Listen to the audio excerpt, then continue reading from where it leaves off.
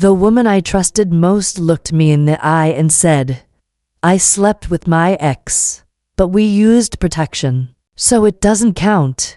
She thought I'd accept her betrayal, but what she didn't realize was that she had already signed the very document that would take everything away from her. Before we dive into this story, make sure you're subscribed and have notifications turned on so you never miss a tale of justice.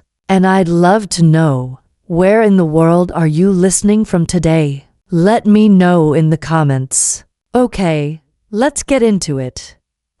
When I think back to that night, I can still see the exact way she folded her arms, her chin tilted ever so slightly upward, as if she were untouchable. My wife, my partner, the woman I had built a life with, looked me square in the eyes and delivered a confession so absurd it nearly robbed me of words.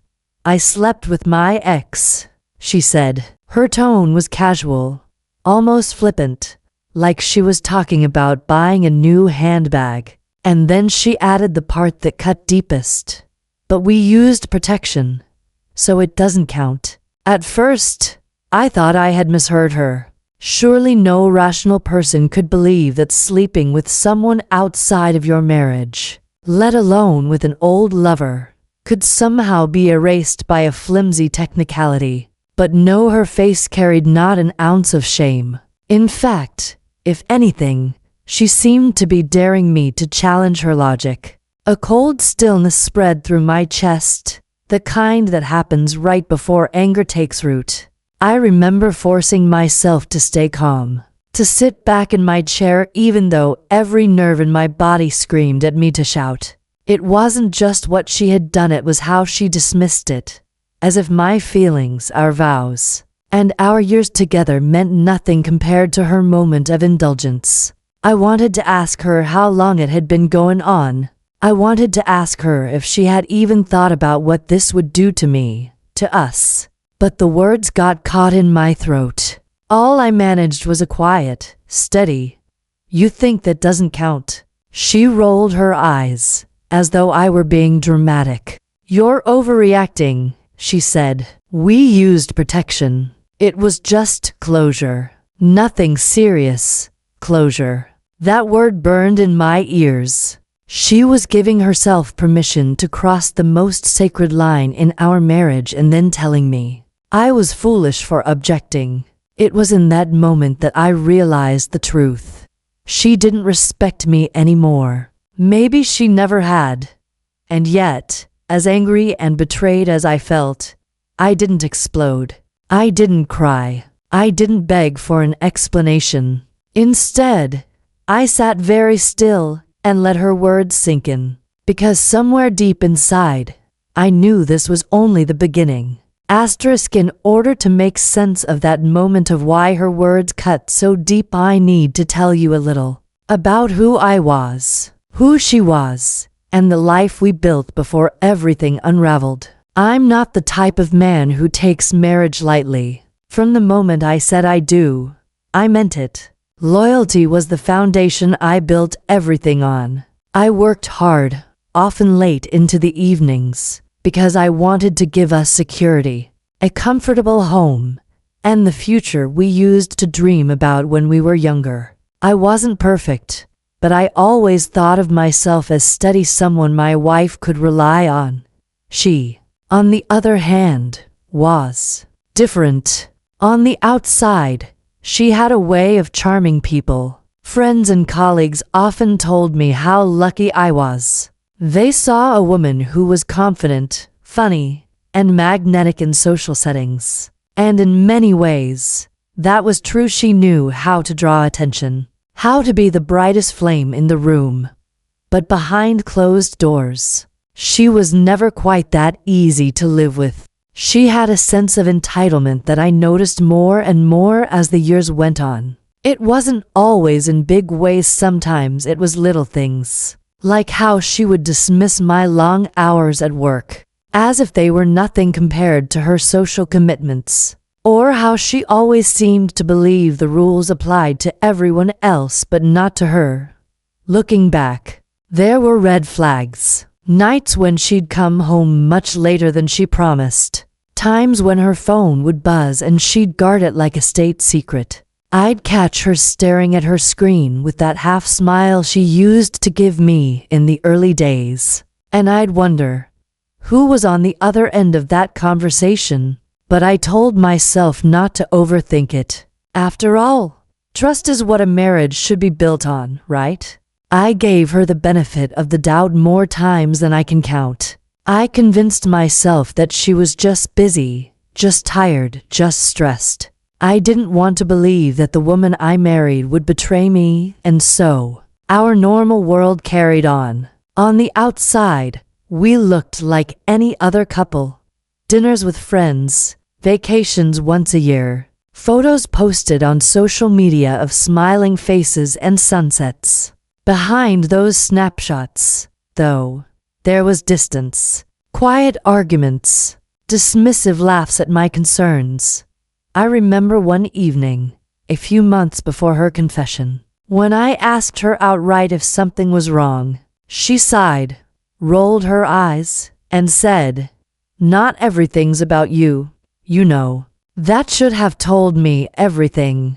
That was the first crack in the glass, the one I chose to ignore. If I had trusted my instincts then, maybe I wouldn't have been blindsided later. Maybe I wouldn't have had to hear those words. "It doesn't count," spoken with such indifference. But that's the thing about betrayal. It only hurts this much. When you've convinced yourself you're safe. The night she admitted to sleeping with her ex wasn't just another argument, or even a devastating confession. It was the line being crossed, the moment when my marriage became something I couldn't unsee, couldn't pretend was salvageable. It started quietly enough.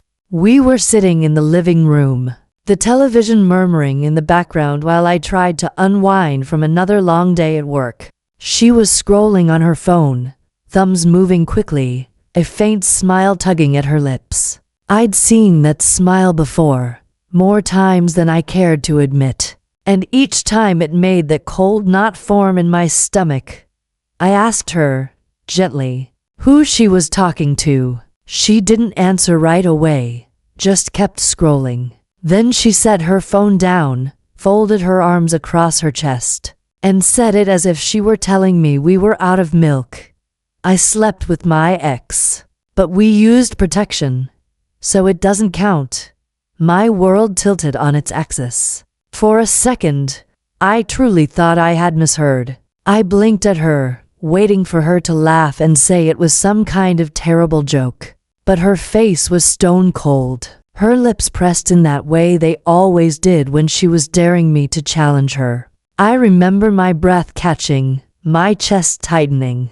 The blood roared in my ears. There were so many things I wanted to scream, questions, accusations, curses, but my voice came out small, almost disbelieving. "What did you just say?" She repeated it, word for word, same calm, dismissive tone. And then, as though to twist the knife deeper, she added, "It was just closure. You're blowing this out of proportion.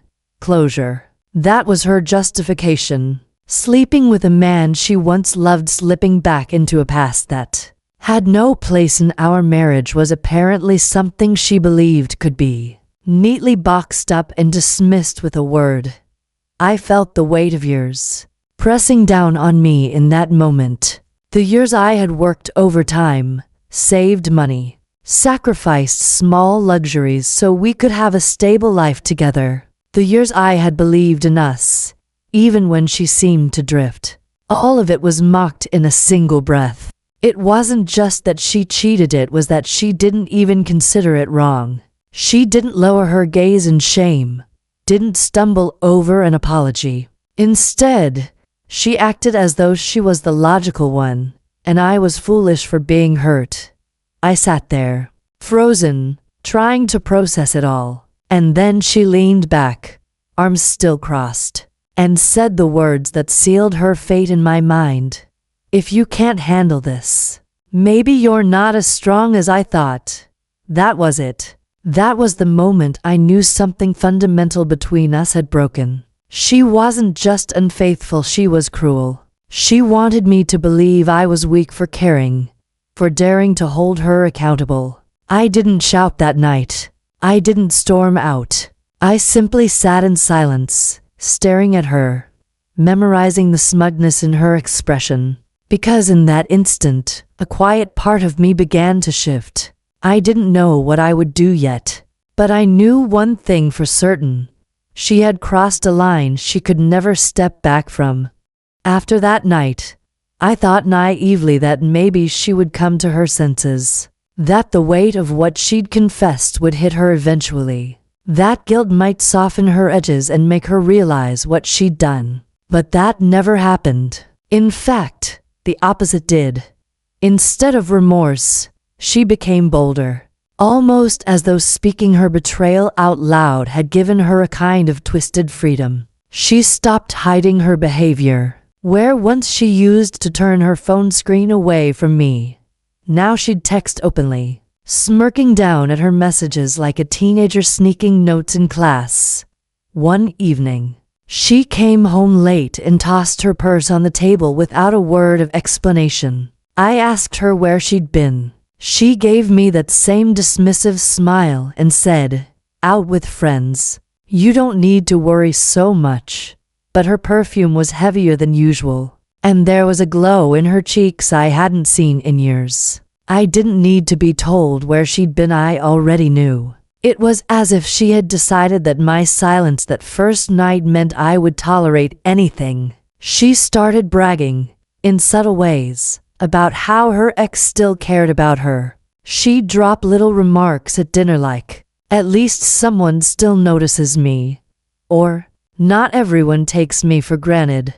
She wanted me to react, to explode, to prove that she had the upper hand, but I stayed quiet. Outwardly, at least. Inside, though, every comment drove the blade a little deeper. I started to see the full picture: how little she respected me, how much she enjoyed flaunting her power. The insults became more direct. One night, after I tried to talk to her seriously about where our marriage was heading, she cut me off with a laugh. "You'd be nothing without me," she said. "Who would even put up with you?" Her words stung, not because I believed them, but because of the conviction in her voice. She truly thought I was trapped, that I needed her more than she needed me, that I would endure any humiliation because I was too weak to stand on my own. That's the thing about arrogance, it blinds people. She couldn't see that with every insult, every boast, every late-night disappearance, she wasn't breaking me down. She was hardening me. Slowly but surely, she was pushing me toward a decision I hadn't even known I was capable of making. At the time, though, I stayed quiet. I watched. I listened. I let her think she was winning. Because deep inside, a thought had begun to take shape. If she believed I was powerless, then maybe that would be the very thing that gave me strength. For a while, I managed to endure it. Her smirks, her late nights, her constant jabs at my dignity. I told myself I could wait her out, that maybe she would get bored of her little game and realize what she stood to lose. But then came the moment that made everything crystal clear. She wasn't just cheating with her body or her words, she was stealing from our future. It happened one afternoon while I was checking our joint bank account. Normally, I didn't pay close attention. She handled most of the day-to-day expenses, and I trusted her to be responsible. But that day, something compelled me to look a little closer. Maybe it was intuition. Or maybe I had just grown tired of pretending everything was fine. What I found turned my stomach. Large withdrawals, consistent, deliberate sums that didn't match any of our bills, groceries, or household needs. Thousands gone over just a few weeks. My chest tightened as I scrolled further. Matching dates to weekends she had claimed to be with friends. I didn't want to believe it. But the picture was too clear. She was using our money to fund her little escapades with her ex. Hotel stays, fancy dinners, even weekend getaways, all paid for with the savings I had worked long hours to build. The same savings we had promised to put toward a new home, maybe even starting a family one day. My hands shook as I closed the banking app. It wasn't just betrayal anymore, it was theft. She wasn't only giving herself to another man. She was stealing my labor, my sacrifices, the hours I had spent at the office while she enjoyed the fruits of my work with someone else. That night, when she breezed through the door with her practiced smile and faint smell of wine, I felt something inside me shift. I didn't confront her, not yet. But my silence was no longer about shock or confusion. It was about calculation. She laughed when I asked how her evening had been, tossing out some vague story about a friend's birthday dinner. I nodded, even smiled. But in that moment, the decision was made. This wasn't something I could ignore, or forgive, or try to patch over. She had crossed a line so deep there was no going back. I lay awake for hours after she fell asleep, staring at the ceiling. My mind kept circling the same thought. She thinks I'm powerless. She thinks I'll stay no matter what. That was when I knew the truth. I wasn't powerless. I was patient, and patience could be a weapon if I used it wisely. That night marked the turning point. I was no longer the man sitting in silence while she mocked me. I was the man planning my way out, my way to justice. She didn't know it yet, but her downfall had already begun. Once the decision was made, a strange calm settled over me. It wasn't the numbness I had felt the night she first confessed. This was different. This was clarity. She thought she was in control, that I was too weak to leave or fight back. But she had forgotten something vital. It came back to me late one evening while I was going through some old files in my desk. At first, I was simply trying to distract myself, sorting through paperwork, shredding things we no longer needed. And then my fingers brushed against a slim, cream-colored folder I hadn't touched in years. I pulled it out, sat down, and opened it. There it was. Our prenup. I almost laughed out loud at the irony of it. She had been the one to insist on signing a prenuptial agreement all those years ago. At the time, I hadn't minded. I had nothing to hide, and I trusted her completely. She had framed it as a precaution, a way to protect herself after watching a close friend get dragged through a messy divorce. I remembered her words clearly. It's just a formality. It doesn't mean anything will happen between us.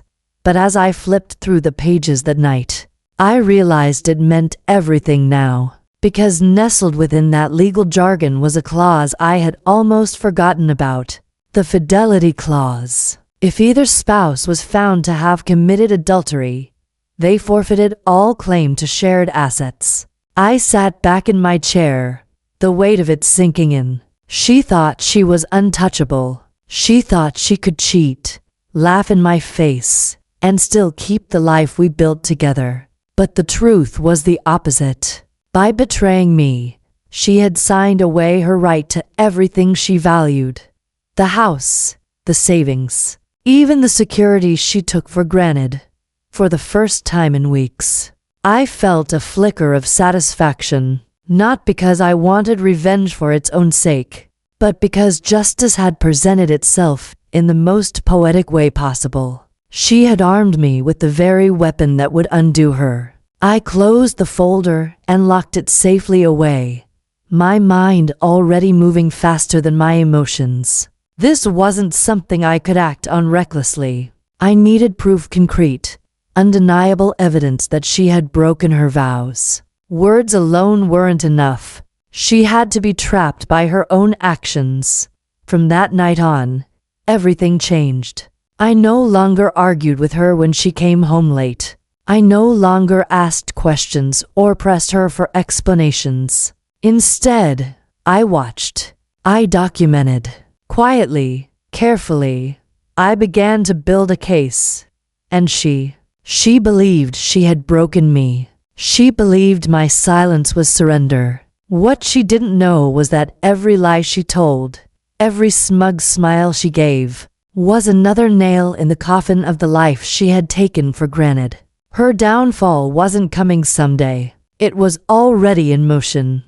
Once I realized the prenup was my weapon, everything I did became deliberate. Every calm nod, every quiet smile, every moment of silence, it was all strategy. She thought I was beaten down, that I had accepted her betrayal. But really, I was gathering the rope she would eventually hang herself with. The first step was evidence. In court, words mean nothing without proof. So, I became meticulous. Whenever her phone lit up while she was in the shower, I noted the names, the times, the suggestive emojis that appeared in previews. When she carelessly left her laptop open, I took screenshots of messages between her and her ex. Messages where she reminisced about their weekends away and hinted at the next rendezvous.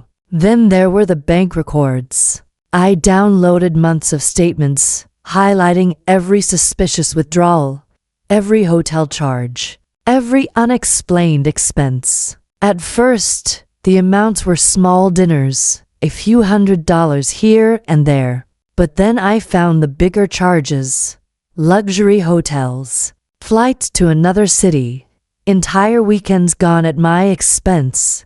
Piece by piece, I built a file so solid it would be impossible for her to wriggle free. But I didn't stop there. She loved to brag, even when she thought she was being subtle. I used that to my advantage. I began asking her simple, harmless-sounding questions. How was your night? Or did you have fun with your friends? Each time, she lied effortlessly, and I noted her exact words. Later, I paired those lies with the bank charges, with the messages, with the photos she didn't realize mutual friends had posted on social media. I never confronted her. Not once. That restraint was the hardest part. Every time she came home smelling of someone else's cologne, every time she tossed her hair back with that smug grin, I wanted to shout the truth in her face. But I didn't, because I knew patience would yield far sweeter justice. When my evidence was complete, when the file was thick enough to leave no doubt, I made my move. Quietly, I went to a lawyer. I placed the prenup and the evidence on his desk and watched his eyebrows rise as he flipped through page after page. When he looked up at me, he said 5 words that felt like a release. You have her completely cornered. We filed the papers swiftly. Adultery, violation of the prenup's fidelity clause, divorce with assets reverting fully to me. The hardest part was pretending everything was normal while the legal process churned in the background. For weeks, I lived a double life: calm, compliant husband at home, calculating strategist in the lawyer's office. I let her walk around believing she had one, that she was untouchable.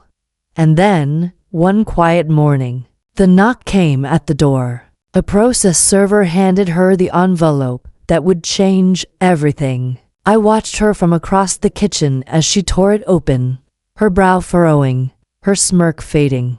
That was the moment I had been waiting for, because she hadn't just been unfaithful, she had been careless. And now, she was about to pay the full price. The silence in the kitchen that morning was almost eerie. She stood there, the divorce papers trembling in her hands, her lips parting in disbelief as her eyes darted across the words.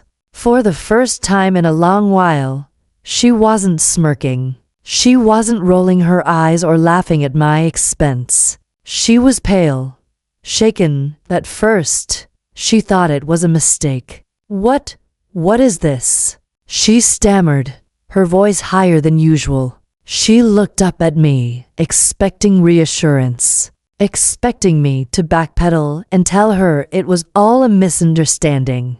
But I didn't move. I just sipped my coffee and said, very calmly, "It's exactly what it looks like." She blinked rapidly, scanning the papers again. "You can't do this," she snapped, her voice sharpening. "You don't have any proof. You'll ruin yourself too." That was when I slid the folder across the table. Inside was every screenshot, every bank statement, every time-stamped record I had collected. She opened it, and as she flipped through the pages, her face crumpled into something I had never seen before. Fear. This doesn't mean anything, she tried, her words tumbling out in a rush. It was just closure. It wasn't real. We used protection. It doesn't count. Hearing her repeat that ridiculous excuse out loud in the face of cold, hard evidence almost made me laugh. Almost. But instead, I just looked at her steadily and said, "It counted enough to void the prenup. It counted enough to cost you everything."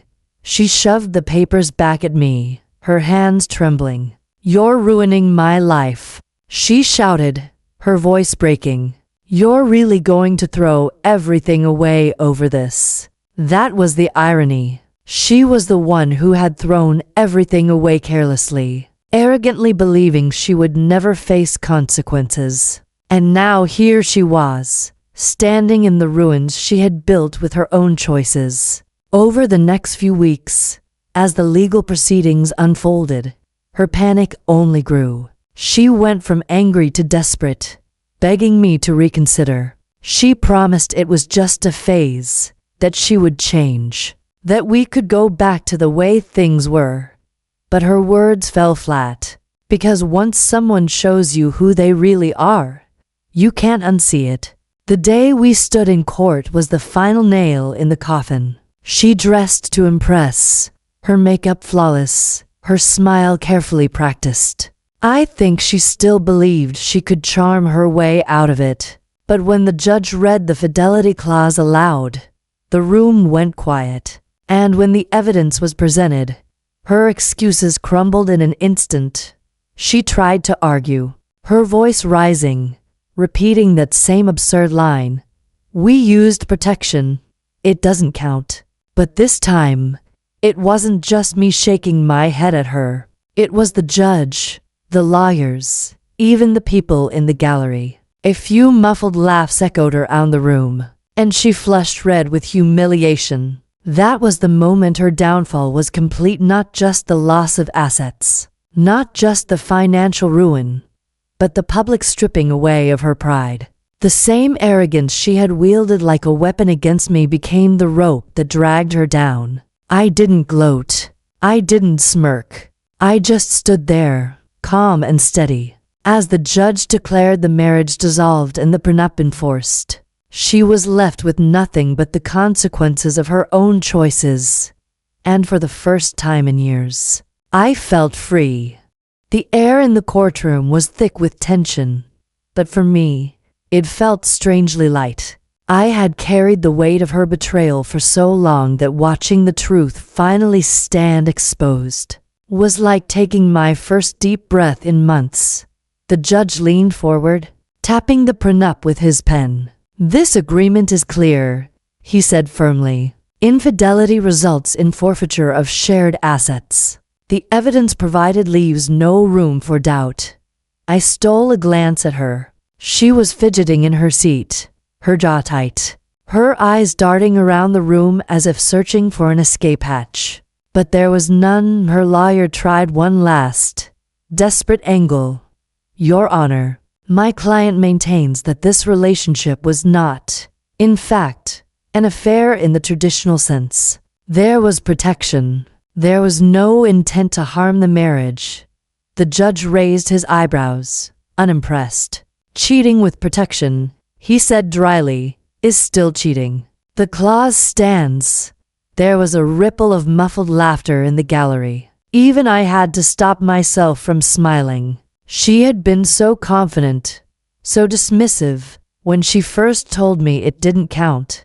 Now, hearing those words dismantled in front of strangers was poetic. Her absurd excuse, once used to mock me, had become the very thing people laughed at. Her face turned crimson. She slammed her hands on the table and snapped, "This isn't fair. He's ruining my life over nothing." The judge didn't even flinch. He looked her square in the eye and said, "No, you ruined your own life. This court is simply holding you accountable." That was it. The gavel came down, and in that sound was everything I had been waiting for, the closure she had once claimed to need. Except this time, it was real closure, the kind that came with justice. Walking out of that courtroom, I felt taller somehow, as though I had shed years of doubt and humiliation in a single afternoon. I didn't look back at her. I didn't need to. Her downfall had already happened, and it was complete.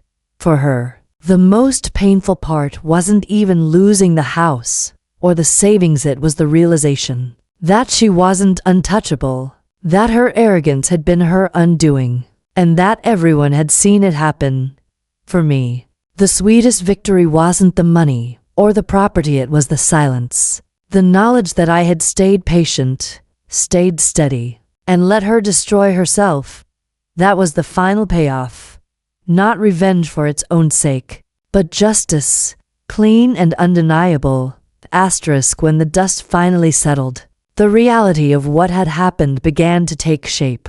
My wife, my ex-wife, now walked away with nothing. No house, no savings, no claim to the life she had once been so sure she controlled. The very clause she had demanded years ago to protect herself had become the chain that pulled her down. At first, I heard she went back to her ex. Maybe she thought he would be her safety net, that he would welcome her with open arms now that she was free. But money changes things. Stability changes things. And when he realized she no longer had either, he dropped her almost immediately. It didn't surprise me. Their relationship had always been built on nostalgia and impulse, not on anything real or lasting. Once the thrill was gone, so was he. I, on the other hand, kept everything. The house that I had worked so hard to pay for, the savings account that she had tried to drain. Most importantly, I kept my dignity. That might sound like a small thing, but if you've ever been betrayed, you know how priceless it is to come out the other side with your self-respect intact. Life didn't magically become perfect overnight, but it became peaceful. The silence of the house no longer felt heavy, it felt liberating. I no longer had to wonder who was on the other end of her messages, or what lies she would feed me when she came home late. The quiet was honest, and in that honesty, I found a strange kind of comfort. Friends who had once envied my marriage reached out with surprise when they heard the truth. Some admitted they had seen glimpses of her arrogance but never imagined it ran so deep. A few even told me they were proud of how I handled it, not with rage or destruction, but with patience and strategy. That meant more to me than I expected. Looking back, I can see the lesson clearly. Betrayal isn't always loud. Sometimes it comes with a smirk, a casual dismissal, a cruel little phrase meant to make you doubt yourself. But justice, when it finally arrives, can be louder than all of that. The moral: when someone treats loyalty like a joke, the punchline is always on them. As for me, I don't regret the years I spent with her. They taught me patience, resilience, and the power of quiet strength. But I do know this: never again will I ignore the red flags. Never again will I let arrogance disguise itself as charm. And never again will I stay silent when someone tries to convince me that betrayal doesn't count. Because it always counts.